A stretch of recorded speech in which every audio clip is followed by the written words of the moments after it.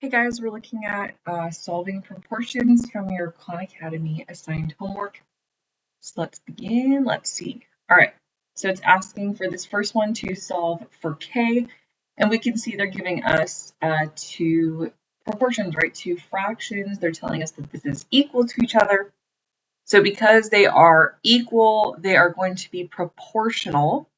So how we can figure out the value of k, if you can remember from class, we're going to be using something called cross multiplication. We're going to cross multiply. Cross multiply. Oh, it's like stuck. Oh, there we go. Cross multiply. So what we're going to do is we're going to highlight, circle, and do exactly that. We're going to cross multiply. So we're going to start with 9 times k is 9k. And that's going to be equal to 10 times 10, which is going to be 100. We're solving for k, so we're going to divide both sides by 9 because we're trying to get k by itself, trying to isolate our variable k. So now with our calculator, we're going to do 100 divided by 9, and that's going to give us k equals 11.11 repeating, 11 just repeating over and over and over. All right, so let's see what we can do, how we can plug this in for Khan Academy. Let's see. So it will accept, it should be an improper fraction. Okay, then let's leave it as this, 100 divided by 9, right? That was the same thing as 11.11 because we couldn't simplify 100 divided by 9, right? This is 3 times 3. There's no 3's, right? We can't factor out a 3 from 100. It's not a multiple of 3, so let's try that. 100 divided by 9. Let me just double check. 100 divided by 9. All right, check. Yay! All right, so I guess for them, good to know. For this one, we do not need to use a calculator. All right, we're leaving it as an improper fraction. Let's see our next one. Following the same rules with cross multiplication, we see two fractions are equal. So we are going to, once again, cross multiply them out. 12 times 12 is going to be 144 equals p times 11 is 11p. Again, our goal is to get this variable by itself. So we're thinking, how can we isolate this, right? We want to do inverse operations. So we're going to divide both sides by 11. We'll get p is equal to 144 divided by 11. Now 11 is prime, and again 144, that's the same thing as 12 times 12, which is right 6 times 2 or 4 times 3, right? There's not going to be an 11 in those factors, so we can't simplify it further. So that's what we'll put. 144 divided by 11. 144 divided by 11. Yep, here we go. All right, let's do one more.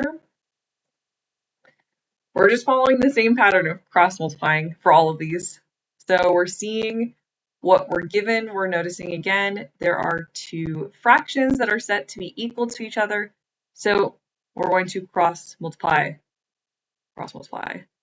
All right, so we'll start with 8 times 9. 8 times 9 is going to be 72 equals 5 times x is 5x. And once again, no, they don't simplify, right? We can see, nope, 72 is not going to be divisible by 5, but that's okay because we can leave it as an improper fraction. So 72 fifths is what we'll put as our final answer. So 72 divided by 5. All right. Before I check too, I just wanted to show, I forgot to show this in the other ones, of how this works. So what we're finding here is how we're multiplying, how we're setting them equal to each other, right?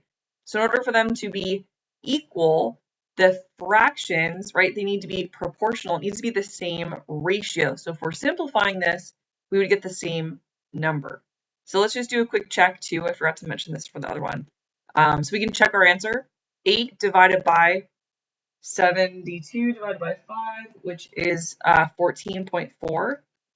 So this fraction should equal the same as 5/9. Let's check in the calculator what that gives us. So 8 divided by 14.4 is going to be 0.5 repeating. Let's see, is that equal?